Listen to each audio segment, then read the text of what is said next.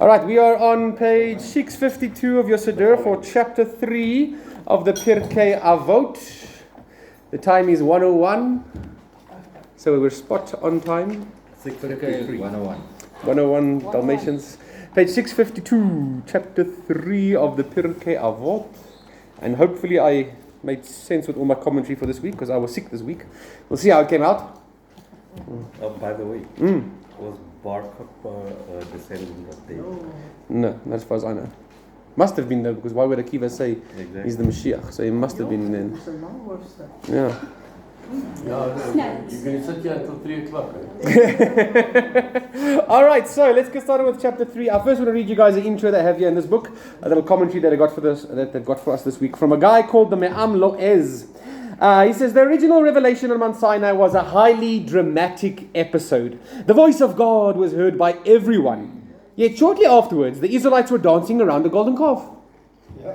How's that, eh? Yeah. The first people in history to hear the voice of God reverberate from Mount Sinai, and a few moments later you're dancing around a golden calf.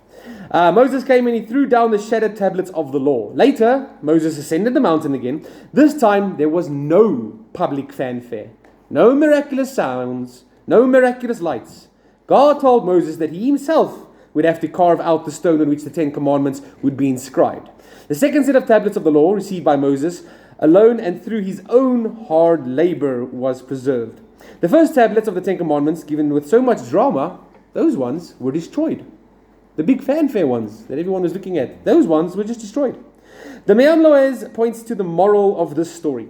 The really important lasting things in life are often done by individuals in privacy, through their own exertions. Things done with much publicity may not be as permanent.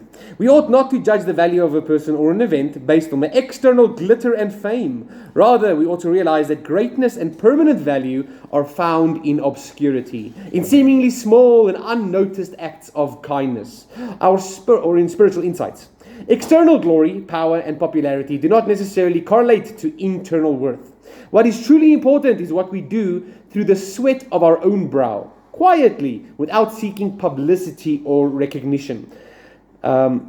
What is valuable and lasting in us are those things which are authentic, honest, and good in the eyes of God, and which bring goodness and kindness to our fellow human beings. Proper devotion to Torah entails striving for moral excellence and the desire to come closer to the Almighty in a spirit of love and humility. It's the same with us after Pentecost and the outpouring of the Spirit as well, right? We don't need to see a miracle every 5 minutes to keep our faith alive. Many times we read the book of Acts and we forget the book of Acts was, written over an entire lifetime. And we read all those miracles in Acts and think that every week we have to see another miracle from God to keep our faith strong. No, that was a lifetime's collection of miracles. So sometimes, it's more important to concentrate on the quiet stuff. Look what happens with the big fanfare and stuff. Those tablets got broken. So it's the constant everyday struggle that we go through. That's where the important things actually happen. That's where you prove your faith to Hashem. Because I've dealt with people that put so much emphasis on works and wonders and signs and wonders, and then it has to happen each and every week, and then but then the very important thing, the actual obedience to the Father and His Torah gets neglected. It's a marathon, not a 100-meter sprint. They want wonders, makes you wonder. So So the revelation at Sinai, with all the drama and everything, came to 3 million people. But the resurrection from the dead, came to just a few people. Yeah. And from their expression. Yeah, he's in the 12 disciples. That's amazing, eh? Yeah. It's not all about showing off, eh? All right, so first off, we got a guy by the name of Akavya ben Mahalalel. Try to say that 10 times in a row fast. Okay, this guy. So this guy, he sounds like he might be a pedi or something with a name like that. This guy was a contemporary of Hillel and Shammai. So we all know Hillel and Shammai, the famous zugot, the famous pairs. He was alongside them, and very often he had his own opinions differing from Hillel and Shammai. And, sometimes they actually try to tell him, listen, but we'll give you a special place in heaven if you just agree with someone's opinion instead of making your own ones. But he always stayed on his own opinion. Which means that this guy also is very important because he also was within the sphere of influence of the teachers of Yeshua. because of course we see majority of Yeshua's rulings and teachings follow Hillel, base Hillel, but whatever this guy says must have had an effect on Yeshua as well. So let's see what Akavya ben Mahalal had to say. He said, reflect on 3 things and you will avoid transgression. Sounds familiar, hey? Yep. Last week we already established this formula that every rabbi's got like 3 things that you can stick to and that'll help you avoid transgression. Last week we did the one that said, remember that there's an eye that's always watching you, there's an ear that's always listening to you, and there's a book and when all your deeds are written. So then he says you must reflect on these 3 things to avoid transgression. Know where you come from. Not your birth certificate. Holland. Ik ben een Hollander. There you go. Know where you come from, know where you're going, and before whom you will give an account and reckoning. This is basically the guy that originally composed that Lion King song, The Circle of Life. Right, know where you come from, where you're going, and before whom you will give reckoning. Where do you come from? Where do you come from? Yeah, exactly. I don't know how many people would catch that reference though. Where you come from, where do you go? Karnajo, that one. Yeah. Okay, so he answers this. He actually tells us what he means by each of these 3 things. He says, where you came from a putrid drop. No, not that drop. Not zoute droppen. This is basic biology, okay? This is your starting point. You come from a putrid drop. You think you're special? Get a bit more humble. You're nothing more than a putrid drop. Nowadays we say you were a twinkle in your father's eye. Yeah. So this is what he's talking about. He's saying that's where you come from. Know where you're going? To a place of dust, worms, and maggots. We're all ending up in the same place. 6 feet underground. We all have the same start point. And we all have the same end point. No matter how important you are in this lifetime, how magnificent you think you were, we're all going to the same place and come from the same place. What's that old saying? Everyone puts the pants on the same, one leg at a time. And know before whom you will have to give an account and reckoning. Before the Supreme King of Kings, the Holy One, blessed be He. That'll put the fear of the Lord in you. Know that you have to stand before Hashem. So this is a wonderful thing. If you can concentrate on this very idea on a daily basis, you'll keep yourself humble and you'll be able to avoid transgressions, says Akavya ben Mahalal. So I don't know if you guys want to choose which rabbi's 3 things you like the most. Stick them on your door or make them like a mantra for yourself. For people that do meditating, these are mantras you can use as well, by the way, that you can meditate on these words as well. I'm just thinking in Genesis 16, the angel of the Lord asked Hagar, servant of Sarah, where do you come from and where are you going? Yeah, that's right. That's interesting. Yeah, well done. Well spotted. To avoid transgression. I can't think of it right now. Can you guys think of anything? Sorry? If Yeshua had like 3 things you must avoid, 3 things to help you avoid transgression. I can't think of them right now. That's a good question. Love God, love your neighbor as yourself. There we go. Yeah, there were 2. Huh? Love God, love your neighbor. As yourself. There we go, as yourself. There you go. Fantastic. Okay. He sums up everything into that. Yep. There we go. All right, Mishnah number 2 is a rabbi by the name of Hanina, the deputy high priest. All right, so this guy lived in the time of Yochanan ben Zakkai. Remember Yochanan ben Zakkai? We learned about him last week. He was the one that escaped from Jerusalem. Was it him? Yeah, it was him that escaped from Jerusalem in the coffin. And this guy was also killed by the Romans. He's one of our 10 martyrs that we recite about on Yom Kippur when we do the section of the 10 martyrs. He was also there to see the temple destruction. Now, notice there in the Hebrew, it says, Rabbi Hanina Segan HaKohanim. That's plural. So it's not that he was the deputy high priest, he was the deputy to the high priests. Because what do we know about the high priests in that day and age? Flavor of the month. Every year we had a new high priest because they bribed and they actually auctioned off the high priesthood. When meanwhile the high priesthood is meant to be a lifelong office. You're supposed to have it until the day you die, once you get appointed. But they were so corrupt in that stage that he was the deputy to all those high priests. So all of those corrupt priests that we learn about in the Second Temple period, this guy was their deputy. They didn't have a clue what they were doing. So they would go up there and say, hey, Hanina, am I doing the right thing? And he'd say, yes, just close your eyes and walk forward. Yes, do this and do that. So he had to help out and work with these guys. Yeah, he should have been high priest actually, yeah. Okay, so this is what he used to say. He said, pray for the welfare of the government, for were it not for fear of it, people would swallow one another alive. This is why one of the Noahide laws is that you shall have courts of justice, because otherwise people will swallow each other alive. So governments, as horrible as they are, just the office of government or the institute of government is so important for society to survive. Yes, you're going to have... He's not government, by the way. The courts. Yeah. Courts of justice. Yeah. So, governments, they're all dodgy. All of them. Don't show me one that's actually legit. They're all completely corrupt. This presentation we're doing to ESCOM, it's so convoluted with lies and politics. Sounds perfect for government work. Yeah.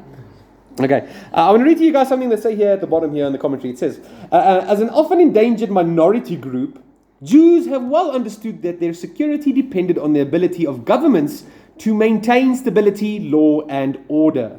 It should be noted, though, that praying for the welfare of the government is relevant only if the government itself is just. If the government is immoral, one certainly doesn't have to pray for its welfare. The US Supreme Court Justice Robert Jackson took leave from the court to serve as the US's chief prosecutor at the Nuremberg trials of Nazi war criminals. He wrote that the most odious of all oppressions are those which mask as justice. He sharply criticized the role of judges and legal systems that legitimized tyranny and oppression. Judge Jackson understood that the atrocities of the Nazis were all purported to be legal. Laws were passed depriving Jews of all their rights. It was legal to round up, imprison, and to murder the Jews. All those who participated in these heinous actions were following the law of the land. The problem, though, was that the law itself was starkly immoral, and government that promulgated murderous laws was evil in and of itself. Moral people should have denounced such laws and should have resisted that legal system. If enough good people had risen against the tyrannical laws of the murderous Nazi regime, millions of lives would have been saved. So don't trust the government. They can make up these kind of laws and put them into law. That's why there's always such a big fight when they want to bring something into our laws as well here in the country. And thank goodness we've got lots of good people that are trying to fight the fight every time we come up with crazy stuff. Let's see what happens with the NHI. Ne? And with the school education. Ooh, the school education one is a big problem, eh? Yeah. See, we need people to stand up and speak. Remember that story about Shimon ben Shetach that I told you when he took Hadrian to court? Even though he knew he couldn't win anything against Hadrian because Hadrian would put him to death. He still took him to court because you have to say something. You have to stand up and say something, even at risk of your life. Okay, Mishnah number 3 is a rabbi by the name of Hanina ben Teradion. Sounds like a dinosaur, right? Or a pterodactyl or something. Let me tell you a little bit about this guy. He's an interesting fellow. So the Romans caught him teaching Torah when it was forbidden. You might recognize this guy from previous years. So they decided they're going to execute him for teaching the Torah. They burnt him alive, wrapped in his Torah scroll. Sure. Remember that story? Yeah. Sure. Not only did they just burn him alive, they made it slow. They soaked wool in water and placed it on his heart to increase the pain while he was being burnt alive. His disciples and even his own daughter were watching along as he was burning alive. And his disciples shouted at him, asked him, Rabbi, tell us, what do you see as you're giving away your life? And he said to them, I see the parchment of this Torah scroll burning, but I see the holy Hebrew letters flying upwards towards the heavens. What does that mean? It was symbolic of how he was dying, the death that he was dying. He was saying, they can destroy the body, the parchment, the hard written stuff, but it is the soul that ascends to heaven. So he was telling his disciples, don't fear. Yes, they're destroying my body, but my soul is going back to a place of purity. This guy, he had the most famous daughter in the Talmud, the famous woman in the Talmud. The Talmud usually is a bunch of rabbis, a bunch of men that are discussing halakha, but there's this one lady by the name of Bruria. She was married to Rabbi Meir. And she was an absolute Talmudic genius. She was on the level of all these rabbis. She could have debated any of these rabbis and won every debate. That was his daughter. She married Rabbi Meir. So this is now Rabbi Hanina ben Teradion. So he used to say, when two people sit together and no words of Torah pass between them, they are regarded as a company of scoffers. As it says in Psalm 1, he does not sit in the company of the scoffers. But when two people sit together and words of Torah do pass between them, the divine presence, the Shekhinah, rests with them. As it is said, then those who feared the Lord talked together, and the Lord listened and heard. And a scroll of remembrance was written before him concerning those who feared the Lord and cherished his name. But you said the same. Yeah, Yeshua said So about. two Is or it? more gathering my name. Yeah. I think that is in a completely different context. Is it? Yeah, so that section when Yeshua talks about the two or more gathered, he's talking about judges sitting in judgment and a beit din. Yeah, but you know, you can see you can pick up the same language here. But over here, he's talking about the fact that we discuss Torah as people. So the two sitting together need to discuss Torah. We actually see this from the temple itself. In the Holy of Holies, what was there? There was an ark. What was on top of the ark? Two angels guarding the Torah. That's where we find this idea that we're two are sitting together. We have to discuss the Torah. That's our purpose. We're supposed to be facing the Torah like the faces of the angels are looking at the Torah that is in the Ark of the Covenant. He goes on to say, the verse tells me about two people. From where can I learn that even one person who sits alone and studies Torah? It says, the Holy One, blessed is He, grants that the Holy One, blessed is He, grants him a reward. From the verse it says, though he sits alone and meditates quietly, He will grant him a reward. So even if single person sitting and studying the Torah, Hashem lets His Shekhinah, His dwelling presence, come and rest among you when you are studying the Torah. So if you guys wanted to meet Hashem, study some Torah. Okay, question number 4. Rabbi Shimon said, this is the Jewish version of Simon Says. Rabbi Shimon said, okay, so this is a famous rabbi, Rabbi Shimon Bar Yochai. We call him Rashbi. That's the acronym, Rabbi Shimon Bar Yochai, Rashbi. Okay, now he is an extremely famous rabbi. This guy is the founder of Kabbalah, basically. If you've ever heard of a text called the Zohar, many people say that he actually wrote the Zohar. Scholars do disagree though. They think the Zohar does come a bit later than this guy. But anyway, tradition is that he was the one that wrote the Zohar, and he was a student of Rabbi Akiva. Shimon Bar Yochai, very famous guy. In fact, there's a song about him as well. You guys ever heard of the festival called Lag BaOmer? It's a minor festival. It's coming up, I think, next week, Sunday. So Lag BaOmer, there's two things that are celebrated in Lag BaOmer. The first of them is that Rabbi Akiva had 24,000 students and they all got a plague and they all died. But the plague stopped on the 33rd day of the Omer. Lag, for Lag BaOmer, is Lamed and Gimel. Lamed means 30 and Gimel is 3. So it's the 33rd day of the Omer. On the 33rd day of the Omer, the plague stopped. So they celebrate on that day. Plus, we celebrate this guy, Rabbi Shimon Bar Yochai. Because on the day that he died, which happened to be Lag BaOmer as well, on the day that he died, he was teaching Torah late in the afternoon. And it was time for the sun to go down. But the sun heard the teachings of Rabbi Shimon Bar Yochai and decided not to go down. The sun stayed up all night almost until Rabbi Shimon Bar Yochai had finished his teachings. And eventually, when he finished his teachings and he said full stop, then the sun went down and Rabbi Shimon Bar Yochai eventually died. So that's why on Lag BaOmer, you'll see one of the things that they do in Lag BaOmer is they have these massive bonfires. Bonfires, the fires are higher than houses and stuff.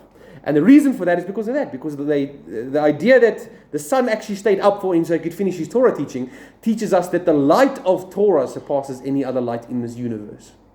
So that's why we have these big bonfires on that day. And they sing a song about him.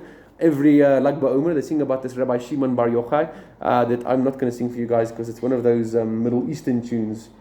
One of those. So I've never been able to learn the song because my ears explode before I get to the end of it. Big festivals. Big festival. So what they do is every year they do it in Israel in a place called Meron. Meron is where he's buried, so they usually go there, dance and jump. A few years ago, 2021. There was a major accident there. They say it was the biggest, biggest public death since the Holocaust back then. It's where a lot of people died. So there was a tragedy there in Meron back then. Okay, so that is this guy. I want to tell you guys a little story about him. Let me read it to you. Okay, so Rabbi Shimon Bar Yochai. Now he had a son as well, Rabbi Shimon Bar Yochai, and he was fleeing from the Romans. The Romans were, of course, persecuting. You just heard what happened to his contemporary, Mr. Teradion, that they would kill you for teaching Torah. So him and his son decided to flee and go hide in a cave. And they found a cave, and they stayed in that cave for 13 years. And they did nothing in that cave except for study Torah. So much so that after these 13 years, they reached unprecedented spiritual heights. They were fed by a carob tree that grew inside this cave and a stream of water that came by. So 3 meals a day, they had carobs. These like beans that grew on the tree that, almost like a worstboom. They would live off that for 13 years. One day Elijah came to visit them in this cave and told them, hey guys, it's time to get out there. Come and look in the world and see what it's like. So they came out and had a look in the world. But because they were so spiritually trained from 13 years of non-stop Torah study, when they came out, they had laser eyes. They were so in tune with holiness that when they saw the physical world, their eyes would actually burn everything they saw. They saw guys farming and they thought, how can you waste time on physical matters when there's Torah to study? They saw guys working and they thought, how could you waste your time in public enterprise when the word of Hashem needs to be studied? And as they looked around, everywhere they looked, their eyes literally burned, fires everywhere, and they were going to burn down the whole village. Upon when Elijah said, hey, when I get back into the cave. Spend another 12 months in the cave and learn about the importance of why this world also needs physicality, not just spirituality. Can't be too spiritual, you're going to come out with laser eyes. Anyway, so 12 months later they came out, and once again his son, Cyclops, started burning things, and he told his son, calm down, close your eyes.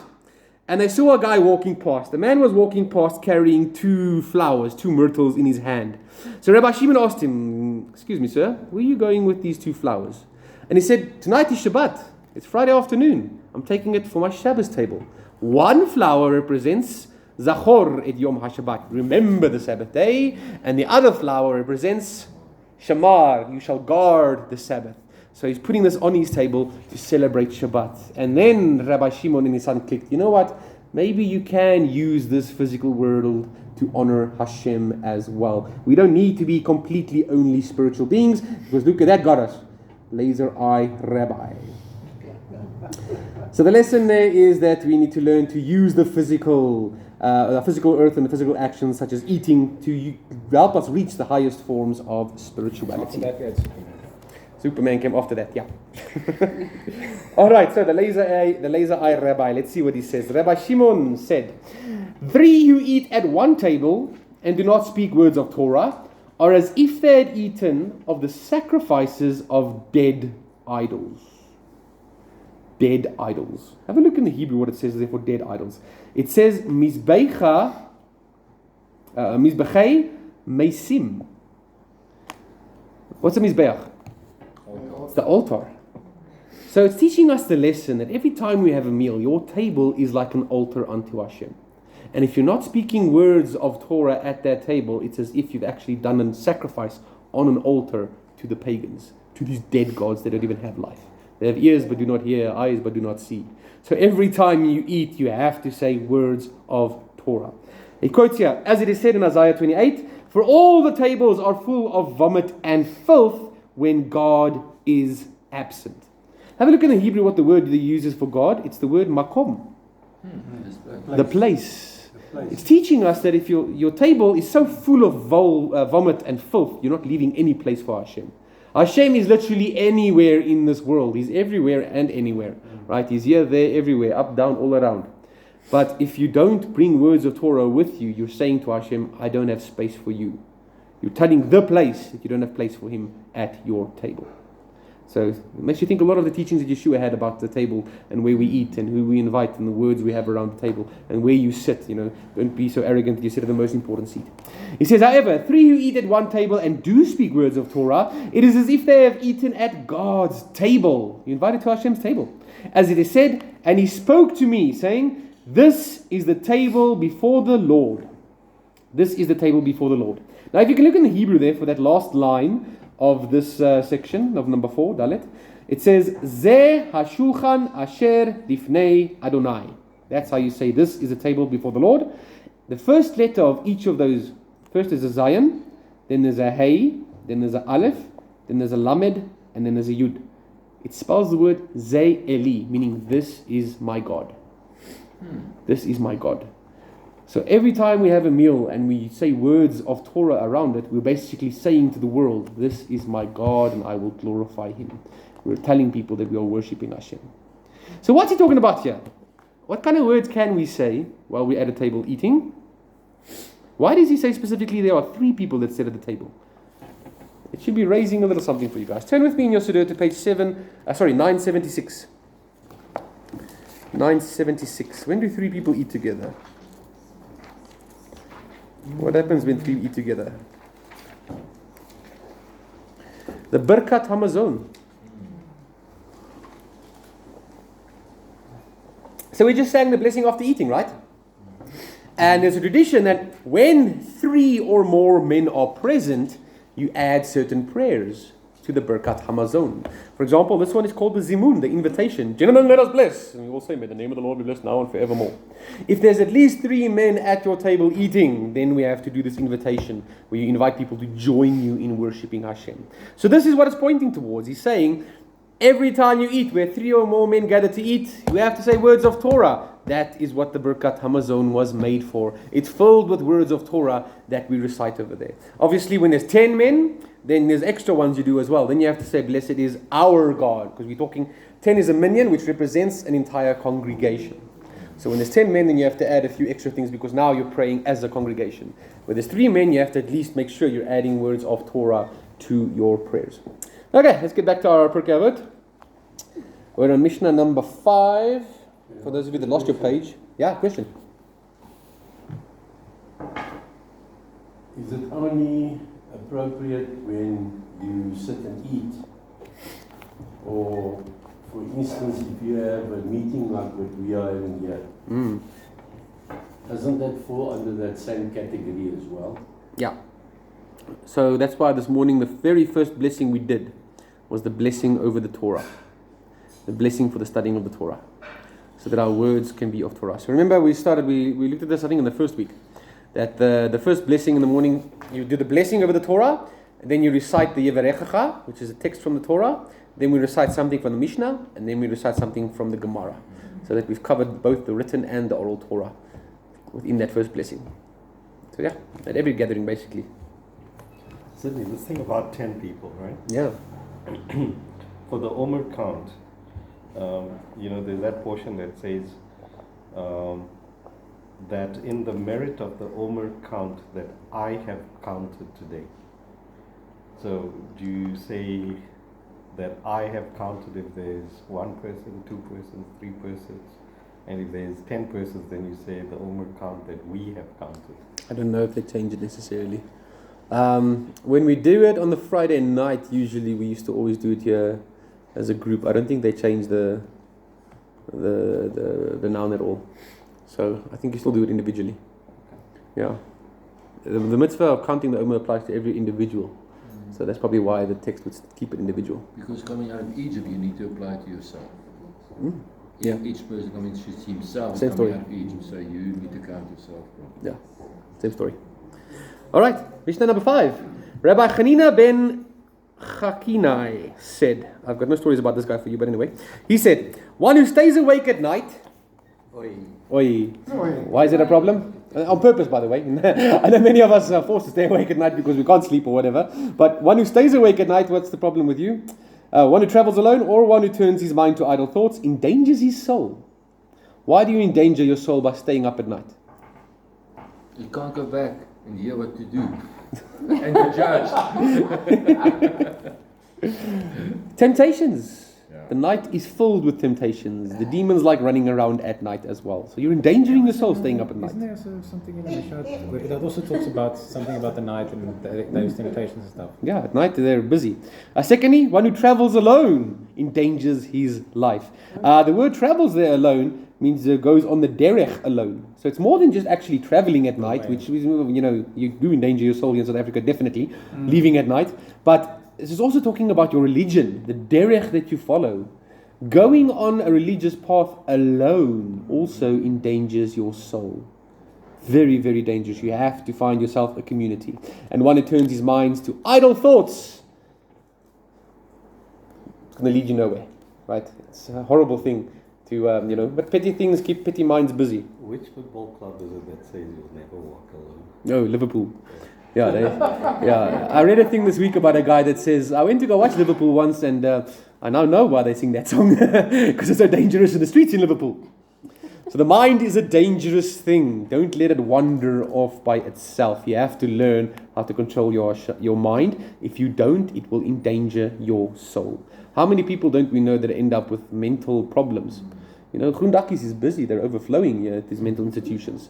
Because people, unfortunately, can't control their minds. And the mind is extremely dangerous. You think it's safe, me, myself, and I. Your mind is extremely dangerous. Your evil inclination is very much louder than your good inclination. And, it So likes what's to the play solution? tricks on Keep you. it busy with Torah. Keep it busy with Torah. Pray. Because it's a tricky thing. It's dangerous. It's scary. People don't realize this, how dangerous your own mind actually is. Okay, Mishnah number 6.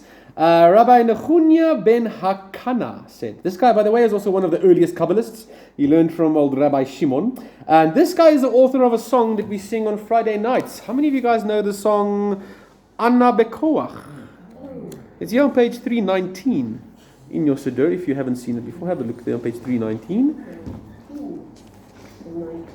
It's a very Kabbalistic and deep song.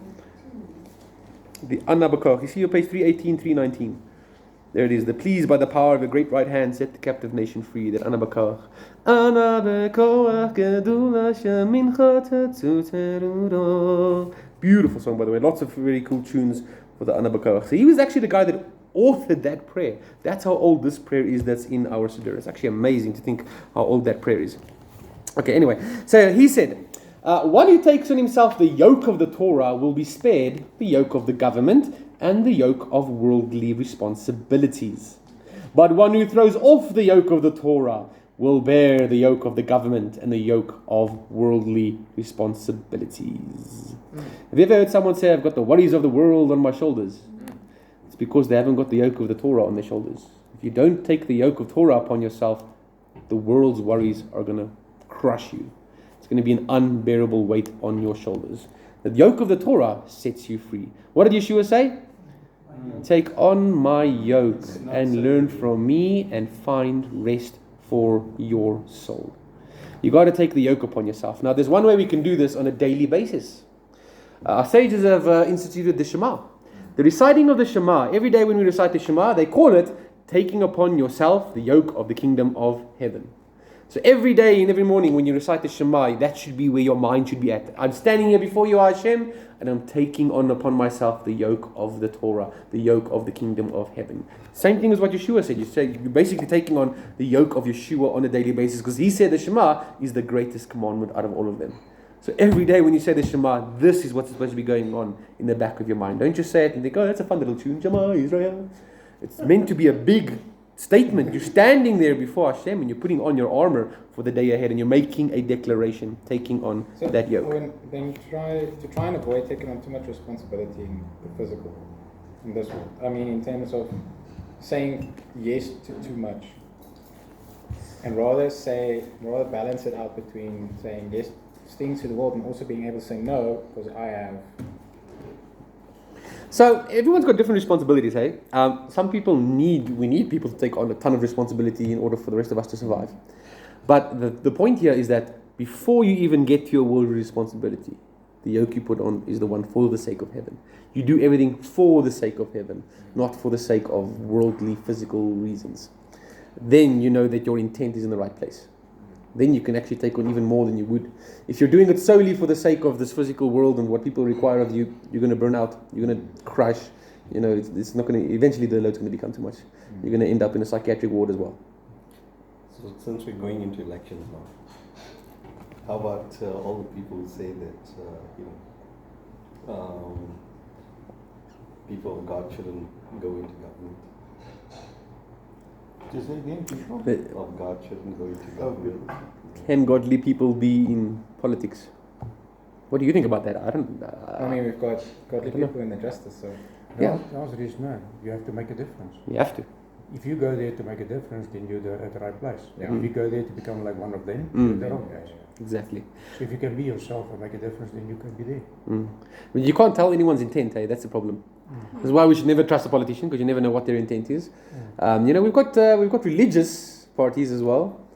I mean, the one Hope for SA is one of them. Yeah, there's a bunch of good ones, and they've done good work over the years, eh? ACDP's done good work over the years. Many times stood up for Israel. Yeah, so it's fantastic to have them there. But at the same time, you know what's going to happen is one day they're going to turn on Israel. It's prophesied. Even the Christians that stand up in public are calling out Israel, even today, right? It's going to happen, and you're going to see it happen. It's something we have to be prepared for. Don't be surprised when it happens, because the Bible tells us it's going to happen. So more and more we're seeing this thing, fascist Zionists. I thought to myself, it's happening already. Christians are now saying that Jesus was Palestinian. Have you heard that they're saying that now? No. Yeah. Really? Yeah. Oh my gosh. So the British, apparently Yeshua was instituted by the British. And they say that Moses, Abraham, and Jacob, they were all, not one of them were Jews. Exactly. No, they what were they? They were Palestinians. They, Oh, yeah, man. really? If you receive and you don't know that. Don't you know that famous saying from Abraham, from the river to the sea? David was wrong too. Because is Yeshua You will ben not David. circumcise me. Huh? Was David one too then? Exactly. So it's ridiculous. This is what the world has come to. We spoke about that this morning, how the definitions are being completely misused. Funny. So I don't know. I don't think they have anything to say about religious people going into power. It would be fantastic when religious people do go into power. Remember in America when Trump took power and everyone was like, yeah, finally someone who's going to fight for Israel. He also made a bunch of mistakes as well. As well as good things. I mean, look at those Abraham Accords. Jeez, those were amazing. They're all down the drain now. But no, that's politics. You see, you can never rely on politics. So even in Israel today, the religious folk in Israel are very clear that you cannot rely on our government, our Israeli government, to protect us. The only one we can rely on is HaKadosh Baruch Hu, Hashem himself. That's the only place our focus should be. So people need to go into politics. Hopefully, it's fantastic if they have the backbone of religiosity guiding them. Please God, may all of them be like that. And I think that's, if it wasn't for that being the case, I think so many justice systems would be more corrupted than they are already. We just spoke about the Nazis and their corrupted system. I think majority of the world's justice systems are, of course, based upon the Bible. Does it mean that even if they go into politics to make that difference, that they're taking off the yoke of Torah to take on the yoke of government and responsibility? No, they should put on the yoke of Torah first in order to take on that yoke as well. But they must be careful that they don't give the other one more importance. I think it's not just a danger; it's almost a given that will be a temptation that they will fall for. It's just amazing to think how people can the temptations these guys have to go through in a position of power. I don't know how people survive those temptations. But no, we can't say anything bad about them. Remember what we said last week about Manasseh? Until you were in their shoes, you can't say nothing. Or about who was it? Ahab, who was married to Jezebel. If you were married to Jezebel, you would have done even worse than what he did. Nobody say anything about that, about your wives. What's your language? Okay, Mishnah number 7. Rabbi Chalafta ben Doza. You guys know Ben Doza? Every time I read this guy's name, I say Nkalagata. I was also about to do the same. So there's two Ben Dozas we're going to learn about today. He's not Doza, this is Ben Doza. That's Mandoza, yeah, sorry. This is Ben Doza. Of Kafar Hanania, he used to say, when 10 people sit together and study Torah, the divine presence rests among them. As it is said, God stands in the divine assembly. Why? Because 10 is an assembly. 10 is a congregation. That's why when Abraham was arguing with Hashem as to saving Sodom and Gomorrah, he whistled him down all the way down to 10 people. If you find 10 righteous people, Hashem said, even if there's 10, I'll save them, because 10 is a minyan, it's a congregation. So that's why we don't do certain prayers here unless we've got 10 men. 10 is a minyan. By the way, the word for congregation usually is the word kahal in Hebrew. Kahal, you've heard kahal before. This is a different word. This is the word adat, ba'adat el. So there's two words for congregation. There's kahal and adat. So it's very interesting to look at the way we translate the word church in the New Testament. Whether it comes from the Hebrew kahal or whether it comes from the Hebrew adat. There's slight differences between the two. I can't remember what it is. Witnessing community. Witnessing, because yeah. It comes from aid. Aid, Witness, yeah, for adat, yeah. And So, yeah. Synagogue comes from also kahal. Beit Knesset, probably. Probably from Beit Knesset. I'm guessing. We'll have to ask Greek professors. Ecclesia. Yeah, ecclesia in Greek. Ecclesia. Ecclesia, but ecclesia is then kahal, yeah. Yeah, that's So yeah, that would have I been. mean, ecclesia is what they translated as church. Yes, Yeah. but that is kahal. So I don't know, synagogue guy must be then Beit Must also be Knesset. translated as synagogue. Synagogue is more Like like a assembly. congregation. Assembly. Yeah. I don't know. We'll find out one day. All right, yeah. Where's that word? At the end of the one with Zion, it says Ba'adat El. The first sentence. At the end of, you'll see on the left it says that Tehillim Pei Bet, Psalm 82. I think I'm not. No, so Yeah. Okay, so he goes on to say, how do we know that the same applies to 5 people? From the verse, He has founded his group on the earth. How does that tell you that the divine presence rests among 5 people? In the Hebrew, the word for group there is the word va'agudatu. Oh, sorry. Va'agudato. See it there? The word is aguda, okay? So that's the root word, aguda. Aguda is the word for like a bundle. It's like a bundle or a sheaf of stuff. So a bundle of that you can hold in one hand is an aguda. So how many fingers do you have in one hand? 5. So therefore, in a group of 5, if there's 5 people sitting together studying Torah, Hashem is among them as well. And how do we know it applies to even 3? From the verse in Psalm 82, he judges among the judges. What does that have to do with 3? How many judges do we need for a bet then? 3. We always need 3 judges minimum for a bet and for a ruling. So that's how we know that God sits among the judges. He sits among 3. How do we know that the same applies to even 2 people? From the verse, Malachi 3, then those who feared the Lord talked together and the Lord listened and heard. So there's a minimum of 2 over there, plural. And how do we know that it applies even to 1 person? From the verse in Exodus 20, in every place where I cause my name to be mentioned, I will come to you and bless you. Alone. All by yourself. So all that's needed is you and the Torah, and God's presence can dwell among you. Even 1 person. Okay. Sydney. Mm. Some time ago, my wife had some tenants who were leaders. 10 ants. Tenants. So it's a million of ants, yeah? Yep. Tenants who were leaders in some Afrikaans congregation called the Groepie. Something like that. Right? So probably we have to go and say to them, hey, your vision is very small. You're thinking about 5 people. 5 people, yeah. You're aguda. Come to think of it, the definition of genocide for a group or part of a group. Oh, yeah. We're talking about if you're after 5 people, genocide. Which side are you on? Right, Mishnah number 8. The groepie. Well, I appreciate you trying the Afrikaans there, John. It was fun to watch. The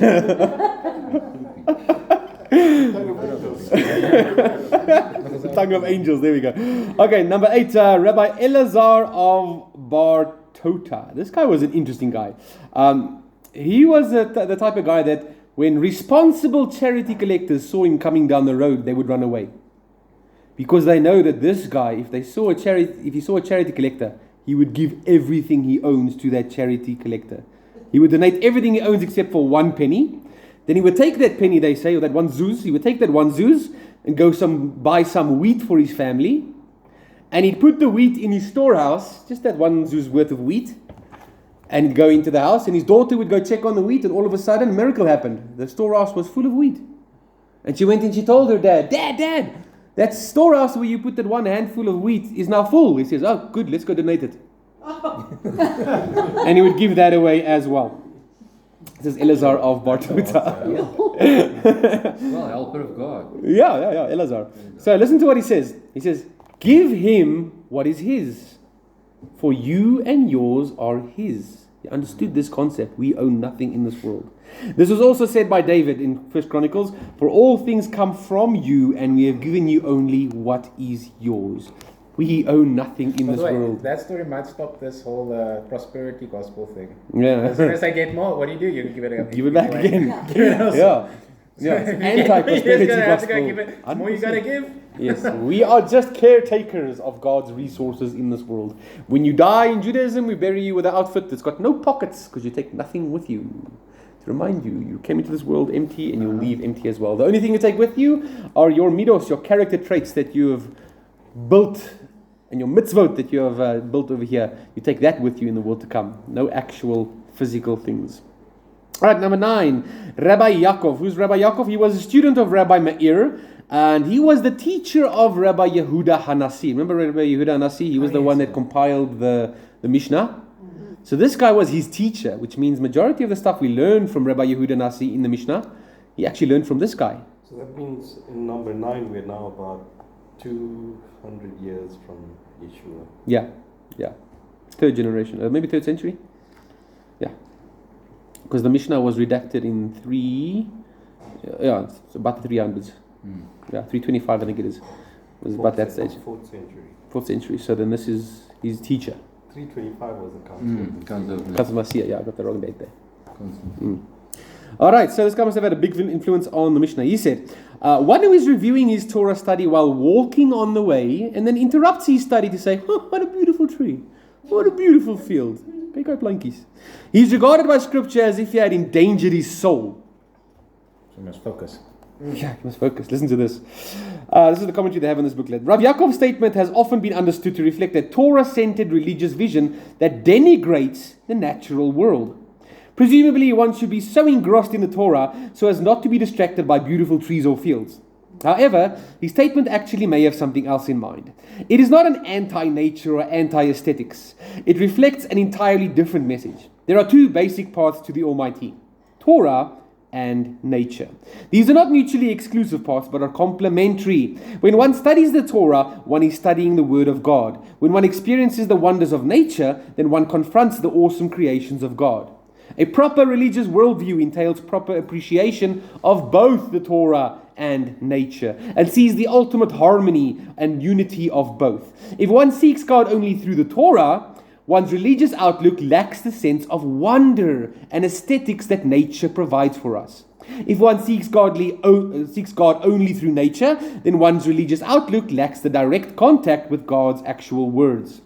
Rav Yaakov was teaching the need to maintain sensitivity to both pathways to God, the Torah and to nature. If one is studying Torah while walking and sees a beautiful tree, it is appropriate to praise the tree's beauty as a manifestation of God's wisdom. A problem arises, though, if one views the admiration of nature as an interruption in your Torah study.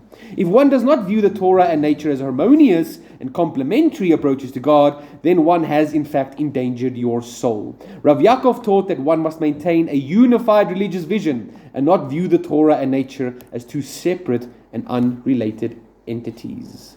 So that's the way we've got to view the nature. You don't have to stop saying, wow, what a beautiful tree. You've got to realize and say, Baruch Hashem, that He created this tree. You know what? It reminds me of this mitzvah and this mitzvah and this mitzvah. What's that one little plant that's got the whole message of the crucifixion in it? Do you guys know that story? What was it? Yeah, it was a granadella, yeah. It's got like the cross in it. And 5 and the 2 and 5 and the 2, that whole story, yeah. So there you find, even the Torah you can find. I must find that story. I can't remember what it was. I remember a hippie told me that story one time. I thought to myself, good for you, now go learn it for yourself. So, Apply it. yeah, apply it, there we go.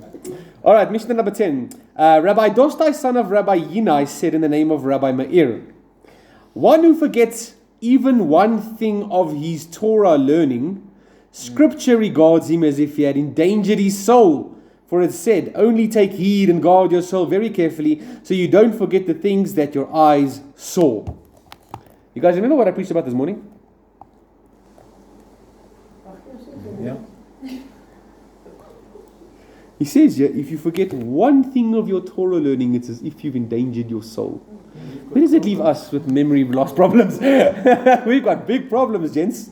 Okay, don't worry, listen to this. One might think that this applies even to one who finds his studies too hard to remember, which is most of us.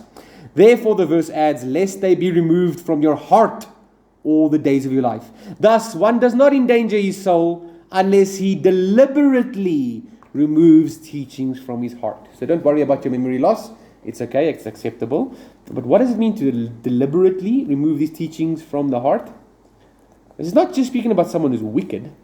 It's speaking about a normal individual, a student of these rabbis. How do you remove something from your heart? By not reviewing it. By not learning it again over and over again. This is why we follow the Torah cycle. Every year we study the exact same text. And lo and behold, every year you read it and think, I didn't see that last year. When did that get in the Bible? Right? It's the most amazing thing. So You must be reading a new translation. yeah, it must be the translation, translation error or something. It's the most amazing thing. And the reason why we don't pick up these things, it's up to us. Actually, We it are ties guilty into for the forgetting previous these things. Huh? Because we are in a different point in life, in a different environment, a different situation, and And it then applies differently. it applies differently. I actually have a list of what I preached about every year. So I've got like a list of topics for every parasha. That every year I look at my topics and decide, okay, which one am I going to speak about this year? And which one's relevant? And then I go and do the research on it. And I look at my topics, and every year when I do one, I highlight it to say I've done that, and I put the year in when I did it so I don't do it again. I try to make sure that I never preach the same thing up here. Even though I use the same stories and stuff, I try to, get them through different elements and different parashas and stuff. And every year I get to the parasha and I look there and I was like, did I really preach that last year? Because I'm thinking to myself, yeah, I should preach that this year. And then I check, oh wait, I did that last year. It's the most amazing thing. So we have to review our Torah study. We're guilty. You can't remember. I mean, what's the chances we remember? Why do you think I got it on YouTube now? Okay, Mishnah 11. Rabbi Hanina is another Bendoza. Hanina Bendoza. This is the same guy or not? Let's just check here. It is the same guy. No, it is the same guy. No, it's not. The other one was Chalafta Bendoza. Oh, Chalafta. This is So Hanina it was ben Doza. Oh, it was Rabbi Hanina ben Hachina. Yeah, this is now the second album for Bendoza. All right, this guy, by the way, was a massive miracle worker.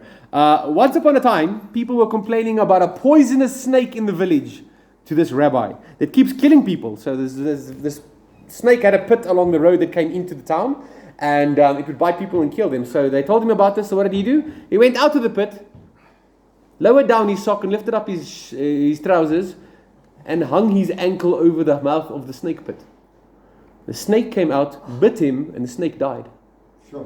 Oi. This is the Chuck Norris rabbi. Oh, yeah. Definitely. Okay? Massive miracle worker. But Hanina ben Dosa, wasn't he a contemporary of Yeshua? Not that I know of why. No, because we're like following this chronologically. It's not chronological. It's not chronological. It's no longer chronological. No. These guys are like, for example, students of Akiva. We haven't even got to Akiva yet. Yeah, so it's not chronological anymore. No. But then you said the other one was, who was it? Rabbi Halafta ben Dosa. Yeah. Who was the teacher of Yehuda ben Nasi? I'll tell you now. Yehuda.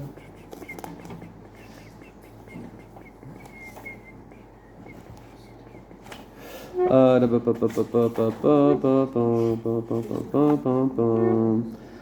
was Rabbi Yaakov, Mishnah 9. He was the teacher of Yehuda Nasi, but he was a student of Rabbi Meir. Number 9. Yeah, That's Rabbi right. Yaakov. The time frame there was around 200 CE. Him, yeah. But these Mishnahs are not in chronological order anymore. Yeah. The first chapter, those were chronological, but after that, now we're just jumping around. Yeah. Like Yehuda Nasi is so late. We're still quoting guys. We quoted him already when we were still learning about guys that were before Yeshua as well. Okay. So, miracle worker. He was extremely powerful in his prayers. Whenever the nation needed prayer, they would go to him. And he would have the saying that whenever he finished his prayer and he felt like the prayer was fluent and smooth, that prayer always got answered, no matter what. These prayers were always answered. Have you had that before? Sometimes it does happen, man. I felt that before as well, yeah. When you just talk and everything just comes out super coherently and everything, it's just like, I did not speak right now. Yeah. It's divine inspiration kind of thing, eh? So he lived in the time of Yochanan ben Zakkai, this guy. Because Yochanan ben Zakkai said, this guy is like a king's servant who's allowed to come and go before Hashem whenever he pleases. Hashem just lets him come and go, more than me. So even Yochanan ben Zakkai asked this guy to pray for him. Yeah. Okay, good. So let's see what he says. He says, for one who puts fear of sin before wisdom, your wisdom will endure. Don't put your wisdom first. Put fear of sin first, and then your wisdom will endure. For one who puts wisdom before fear of sin, your wisdom will not endure, he says. What do we know about wisdom and fear of the Lord? It says, it says, Psalm those who 111. fear the Lord shall... Fear of the Lord is the beginning of wisdom. Fear first and then wisdom. Exactly. Okay. Mishnah 12. He said a bunch of stuff, yeah? So this is why Solomon doesn't qualify. Yeah. Exactly. Okay. He also used to say, for one whose good deeds exceed his wisdom will endure.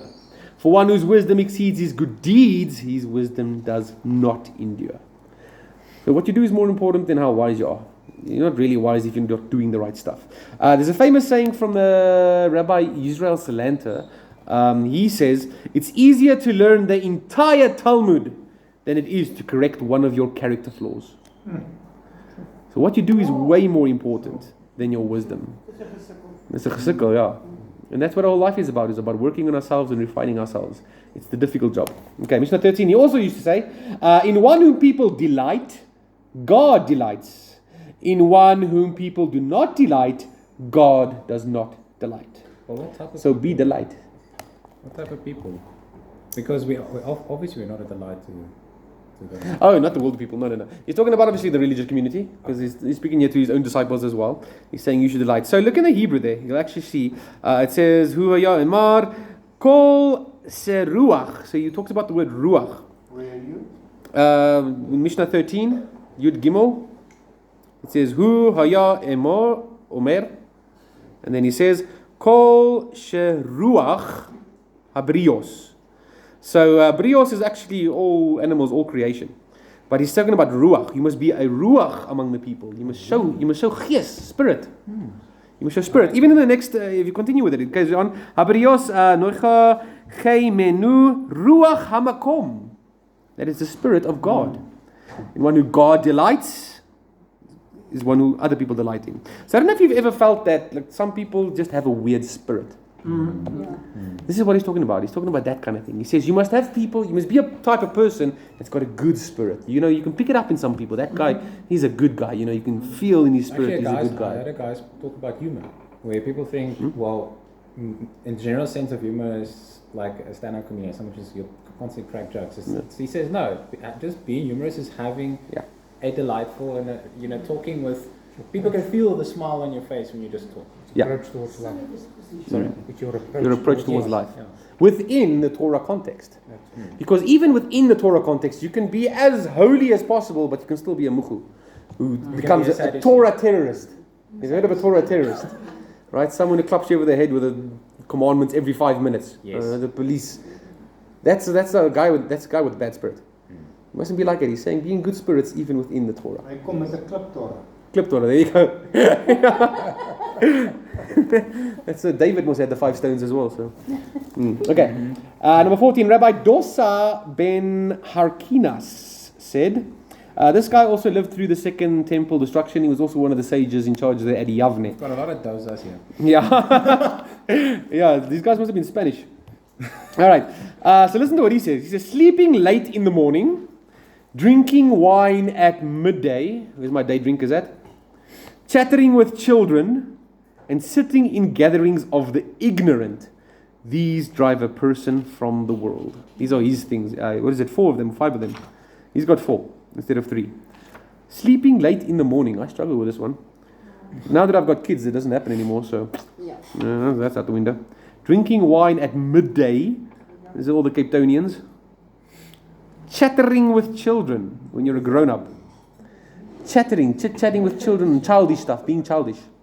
Talking about nonsense like that the whole time. It's unbecoming of you as a rabbi or a teacher, of a person of repute. Right? And sitting in gatherings of the ignorant. Why are you at these places in the first place? You don't belong there. Yeah. Today's Careful. version is you watch Facebook all night, on TikTok in the morning, Instagram in the afternoon. 100%. Yeah. 100%. You've modernized the Mishnah for us. That's exactly what it says. 100%. But don't forget Netflix. I always use the saying, when you're arguing with an idiot, there's 2 in the room. That is true, yeah. That is I always say that to them, and then it stops. So Yeah, Just fantastic. repeat that, Jana. when you argue with an idiot, there's 2 in the room. I saw this video. This guy's wife comes up to me and she asks him, "How are you always so calm? How do you stay calm even when in this heated debate?" He's like, "No, when I realize the conversation gets stupid, I just say, 'You're right.'" and she's like, "No, but that doesn't make sense. How can that be possible?" And he She said, just says, "You're right." and then she's like, and then she walks away. Oh, yes, dear. Okay, Mishnah number But what's 15. late in the morning, by the way? What would be regarded as late? After lunch. No, man. There's So you're supposed to say the Shema with sunrise. So there's a latest time that you can do the morning Amidah and the morning Shema. They call it the Mulad. So it would be that time. So usually here by 9:30 would be the latest. Okay, I'm way up before then. Okay. Yeah. Around about then. All right. So, weekends I guess is fine. But I think we're talking about it on a daily basis. But I've been pushing it to like 8 o'clock just because of the late. Get your sleep in before you have children. Go ahead. All right, Mishnah 15. I don't get my sleep. The work is my children that keep me awake. Well, get your children. Might as well. Might as well, yeah. Yeah, okay. You sorted, yeah. Okay, Mishnah 15. Rabbi Elazar the Moda'ite. Is that what yours says as well? Modin.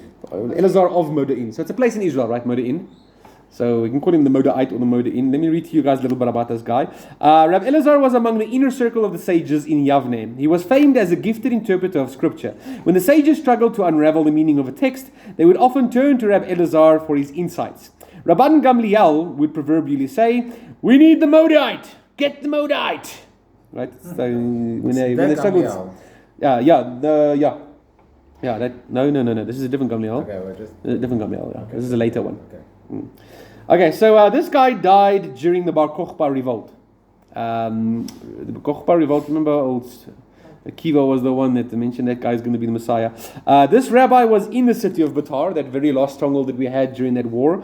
And how he died was actually Bar Kokhba himself killed this rabbi. Yeah, because Bar Kokhba heard a story from one of his generals that this rabbi was conniving with the guys outside the city of Batar to help make the city fall down. So what happened was a Samaritan actually came up to the Romans and told them, "Listen, I can help you guys finish Batar, because the only thing that's keeping that city going is this rabbi's prayers. Is the only reason why that city is still going. So let me do something for you guys. Let me sneak in there and make it look suspicious, like I'm whispering something in his ear. And Bar Kokhba will see it and they'll put him to death." So he did that. He snuck in there and he went and made like he's whispering in this rabbi's ear, but he said nothing. He just moved his lips, just so that one of the generals of Bar Kokhba could see it happening. So it looked like he was skinnering and conniving with this guy. And that's why eventually Bar Kokhba came, kicked this rabbi, and he died. So this was the end of this rabbi. Rabbi Elazar the Moda'ite. Yeah. Well, he was old and frail at that stage, by the way. Yeah, he was old and frail. I think he might have even been blind at that stage as well. So yeah, so that was what happened to him. Anyway, so this guy is a powerful prayer because he kept that city going until he died. Okay, one who desecrates sacred things, who despises the festivals, who that's plural, not just Yom Kippur, okay? The others as well. Shames his fellow in public, nullifies the covenant of our father Abraham. What's the covenant of Abraham? What's the sign?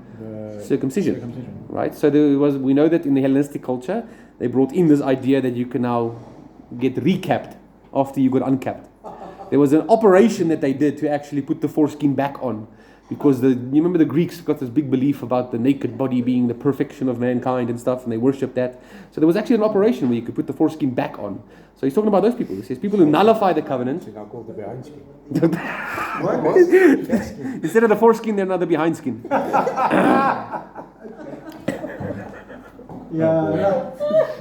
You guys know when the circumcision has to take place? 8 days after. Because there's a cutoff date.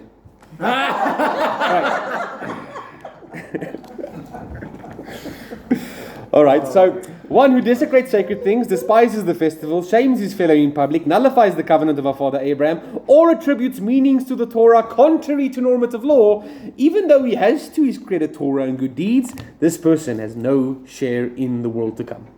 In case you were making a list of the things that will stop you from getting a share in the world to come, these are the things that he adds. These are the things. Desecrating sacred things. Things are sacrosanct, you mustn't mess with them, right?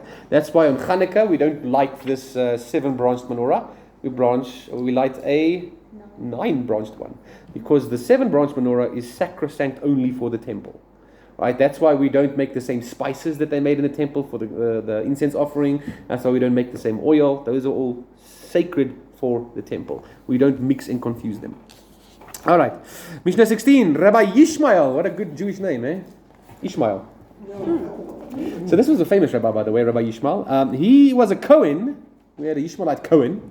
And he is the guy that's responsible for enumerating the 13 hermeneutical principles of Jewish biblical interpretation. So the laws of biblical interpretation that we always talk about, like things like Gezerah, Shava, and stuff like that.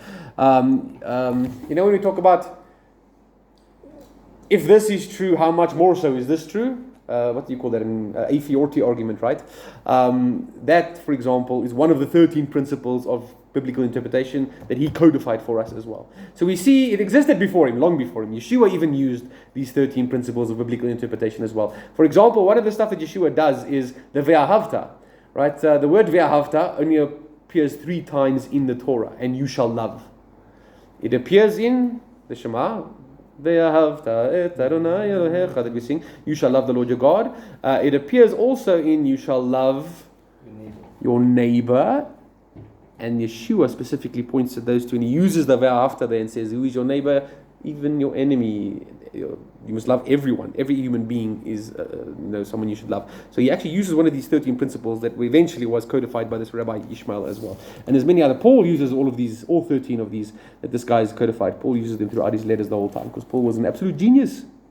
Okay, so Rabbi Ishmael said, you should be yielding to a superior, be pleasing to the young, and receive everyone cheerfully.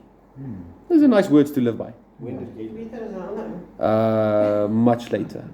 I'm not sure exactly when he lived. Let me see if it says here. You mean like after Paul?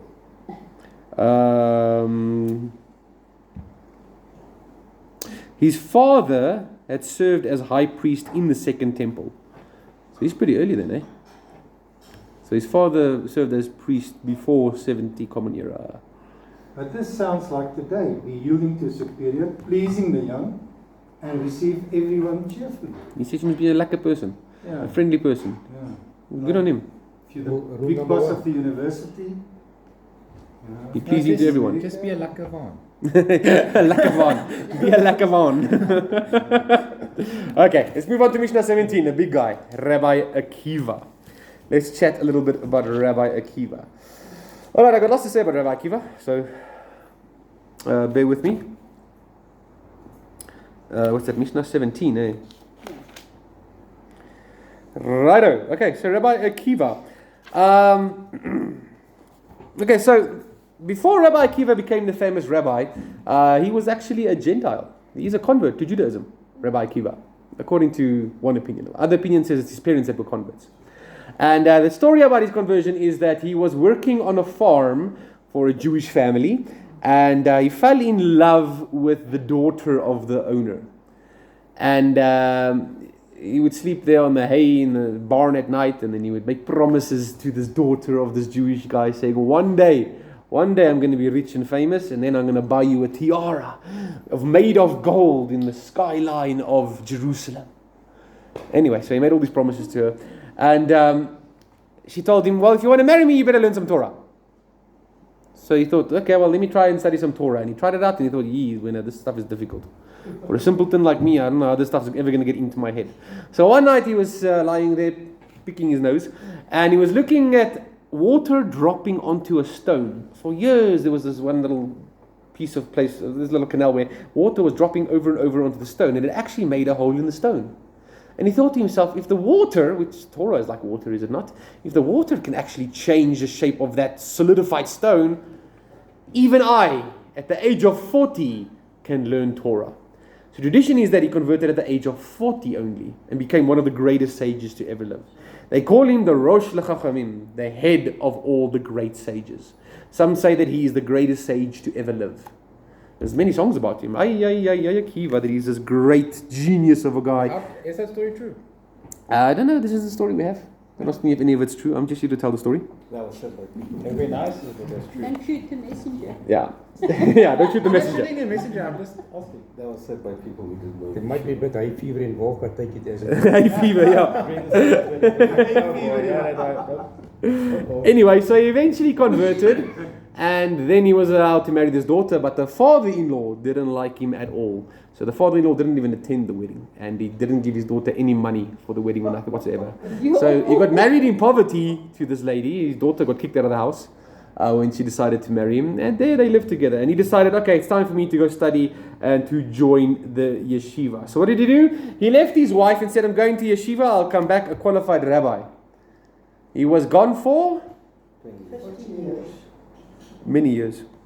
12 years.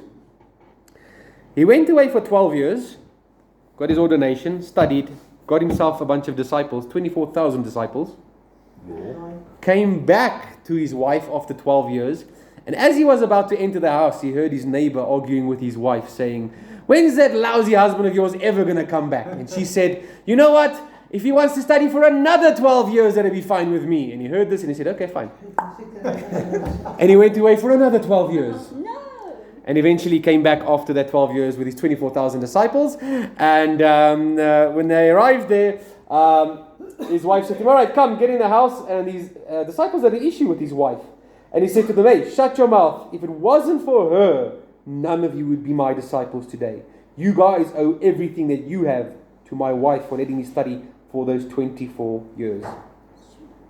Now, when he came back with all these disciples and became such a success, his father-in-law had kicked his daughter out of the house, started feeling guilty, and decided, all right, wait, let me make amends. So they got together, and he eventually gave his fortune to his daughter and to Rabbi Akiva. Rabbi Akiva took that money and went and bought that golden tiara that he promised to his wife all those years ago when he was lying in the barn with the sheep. Okay, now, those 24,000 disciples of his, remember I told you earlier about Lag BaOmer? They all died from a plague. What did they do? What caused the plague? Sages tell us they didn't love one another. They didn't treat each other with respect. They were non-stop all day studying the Torah, but the way that they treated each other caused this plague to come upon them, and all 24,000 of them died. Rabbi Akiva had to start over with 5 new disciples we're going to learn about later and in next week.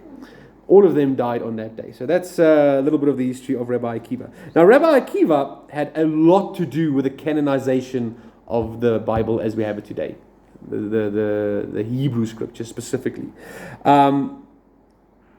He warned his students against the public reading of other books, but he still studied those. And he would often quote, for example, from something like the Wisdom of Sirach.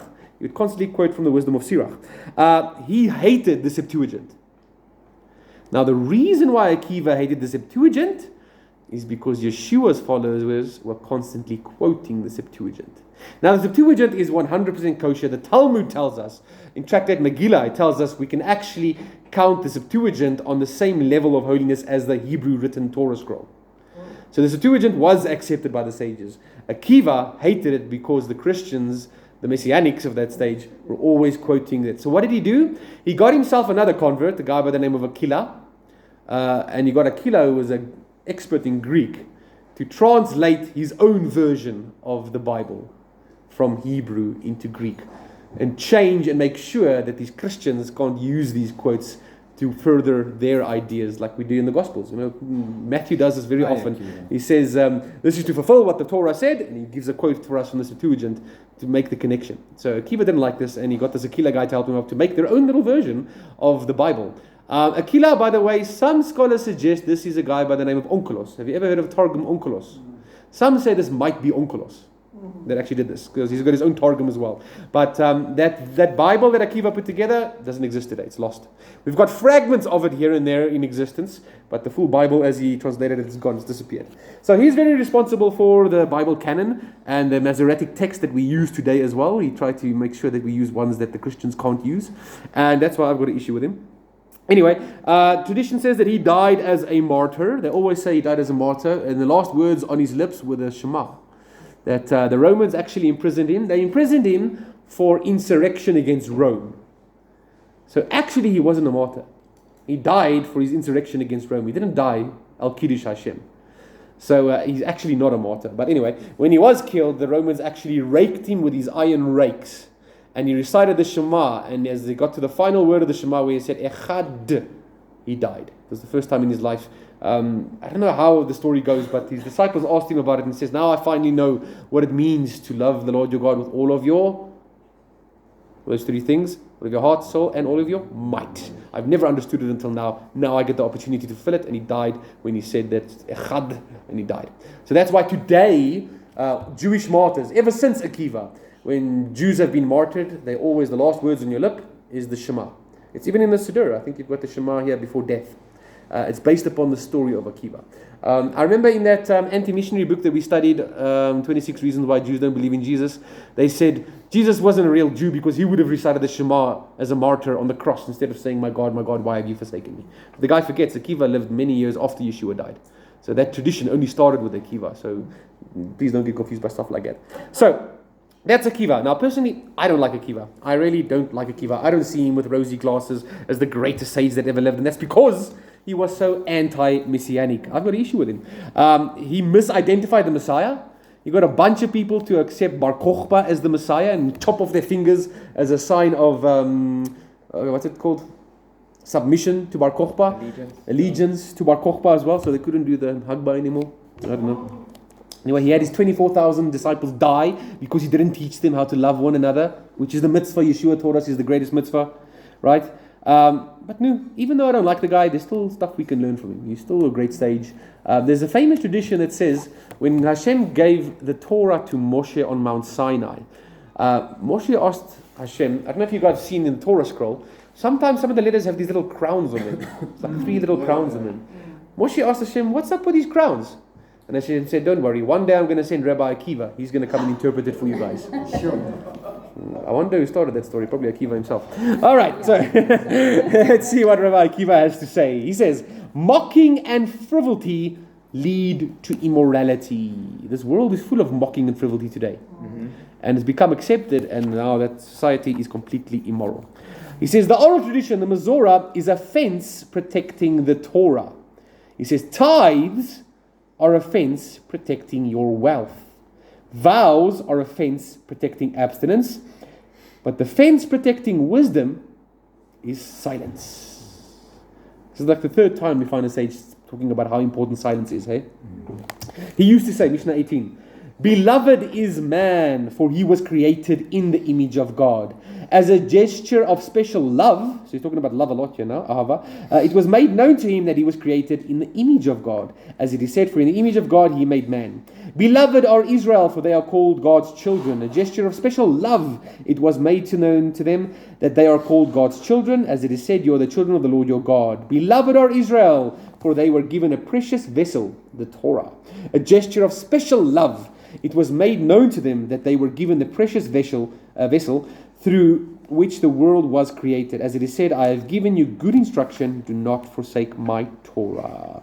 So he's talking a lot here about being beloved and loved. So maybe it's something that he learned after his disciples didn't show each other any love. He realized, okay, wait, wanted to say something. maybe I need to learn a bit more about love. Okay, Mishnah 19, he said, all is foreseen, yet freedom of choice is given. God can see everything ahead of time, but he still allows us freedom of choice. The world is judged with goodness, but all depends on the majority of one's deeds. He used to say, Mishnah 20, all is given on collateral. Your life is given on a loan, guys. You don't own your life. God gave it to you for a moment and said, yeah, use it to do something. So all is given on collateral, and a net is spread over all the living. The shop is open. The shopkeeper extends credit. The ledger is open, and the hand records. Whoever wishes to borrow may come and borrow. The collectors continually every day make their rounds and collect payment from a person, whether he realizes it or not. They have a record on which they can rely, and the judgment is just, and all is prepared for the banquet. This is a really cool parable. I like this parable, right? Everything is given on collateral, the net is open. The accountant, where's Gert? Here's a Gert. The accountant's keeping the accounts, making sure that what's the accounts here? Your deeds versus your sins. And payback, they go around every day to pay back what's required to be paid back there. And the debt collectors, the bone breakers are there every day to come and have a look at you. So let me read to you guys here the commentary they have in this commentary. It says here, as free agents, people may behave righteously or wickedly. Life is on loan from God. Nothing escapes his record keeping. If people sin, they can expect the collectors, which are suffering and death, to exact the payment. Judgment is true and fair, but lest these thoughts lead one to undue pessimism, Rabbi Akiva adds that all is prepared for the banquet, meaning that all will be purged of their sins and will rejoice in the world to come, sitting at the Messianic banquet. That's the goal, guys. We've got to keep our focus on that banquet at the end. Realize now, yes, the ledger's open and everything we're doing is being recorded. Our goal is for that banquet. Make sure you make it into the banqueting hall. All right, Mishnah number 21. Rabbi Elazar ben Azariah. This guy apparently was a direct descendant of Ezra. He was a 10th generation descendant of Ezra. You could trace his lineage all the way back to Ezra. He said, actually, let me tell you more about him here. It says here, one of the inner circle of sages of Yavne,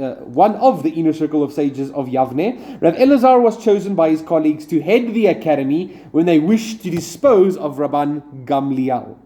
Gamliel was being extremely strict, and he wasn't allowing anyone to study in the yeshivas, and he was being really, the power got to him. So people had an issue with him. So they started like a bit of an insurrection to try and get rid of Rabban Gamliel, even though it was difficult because you're supposed to respect your Av Beis Din, your Nasi. But they had enough of him. So they replaced him with this guy, Rab Elazar, at the age of 18.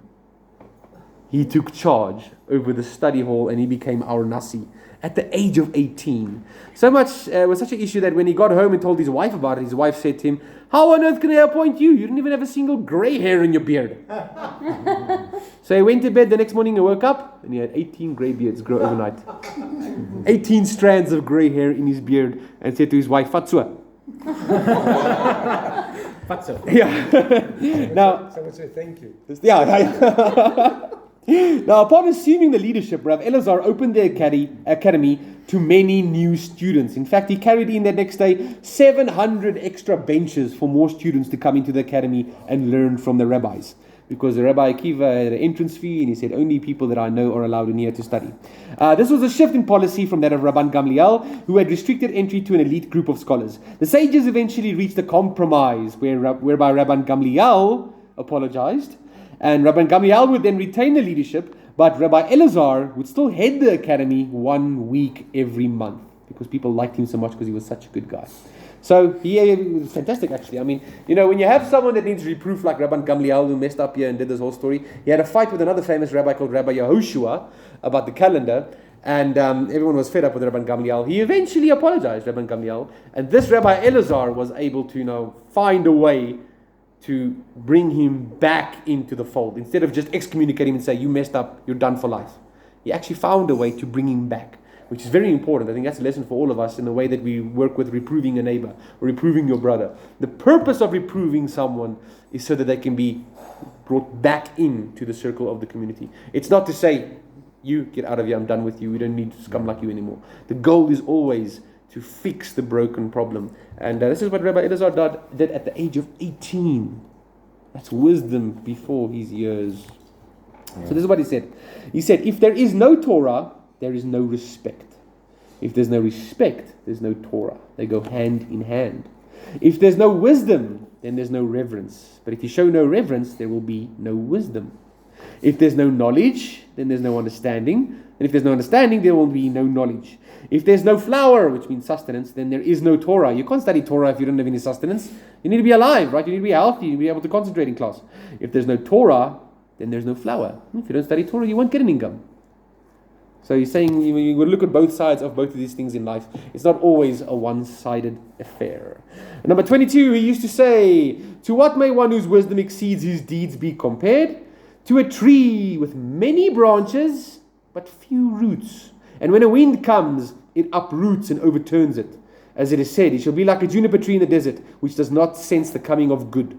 It is set in the scorched places of the wilderness, in the barren, uninhabited land. But to what may one whose deeds exceed his wisdom be compared?" So what's more important here, your deeds or your wisdom? Clearly your deeds. "To a tree with few branches, but many roots. Even if all the winds in the world come and blow against it, they cannot dislodge it from its place. As it is said, it shall be like a tree planted by waters, streams of waters, sending forth its roots by a stream. It does not sense the coming of heat. Its leaves are ever fresh. It has no care in a year of drought. It does not cease to bear fruit." Yeshua told us as well that this is how you judge someone, by the fruit that they bear. Their deeds is how you judge them, not by their wisdom or false wisdom. Those are things that you can acquire in many other schools, not just religious schools. The final Mishnah, number 23, Rabbi Elazar ben Chizma. Okay, so Rabbi Elazar ben Chizma was a disciple of Rabbi Yehoshua and Rabban Gamliel, these two guys we just learned about. Rabbi Elazar was known for his great knowledge of astronomy and mathematics. He was the original owner of SpaceX. Rabban Gamliel went so far as to say that Rabbi Elazar could calculate the number of drops of water in the ocean. That's how good a mathematician this guy was. Take that, Einstein. In spite of his vast erudition, Rav Elazar lived in poverty. Now, once as a youth, they asked him to lead their congregation in the Shema. Well, in the study hall, he was still one of the young students. They asked him, "Please, Rabbi, you lead us in the Shema today." And he said, "Sorry, I can't do it because I don't know all the minutiae of the halakha of the Shema. So I'm scared I'm going to lead you guys in the Shema incorrectly."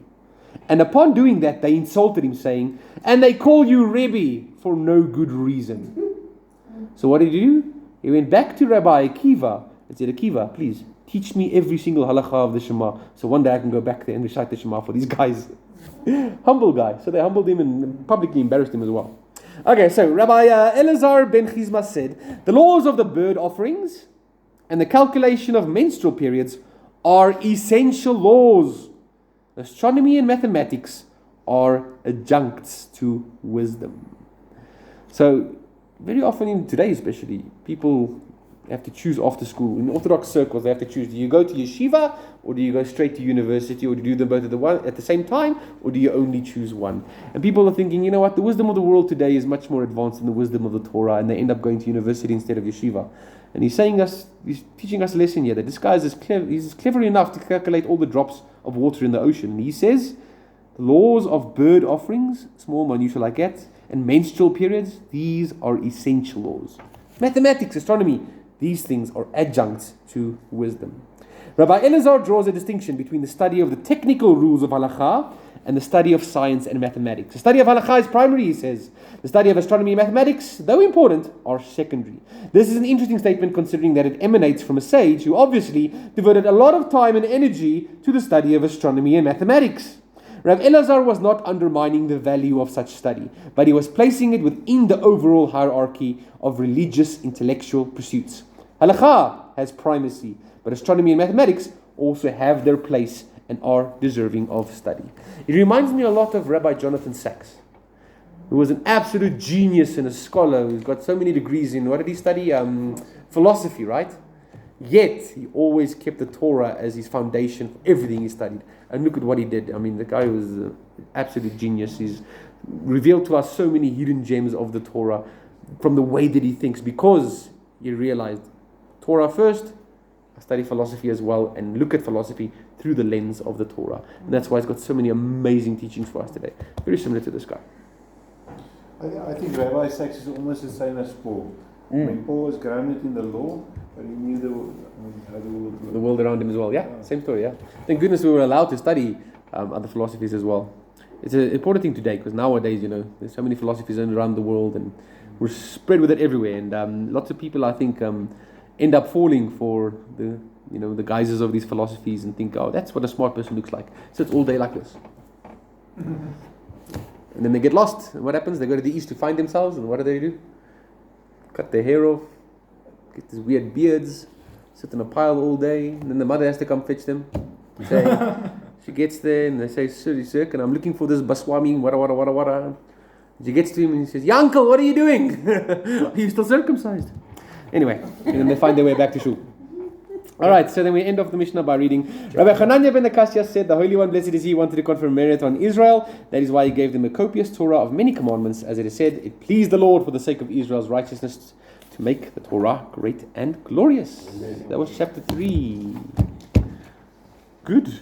2:30. We finished early today. It's probably because I was sick this week, so I couldn't prepare more stuff for you guys.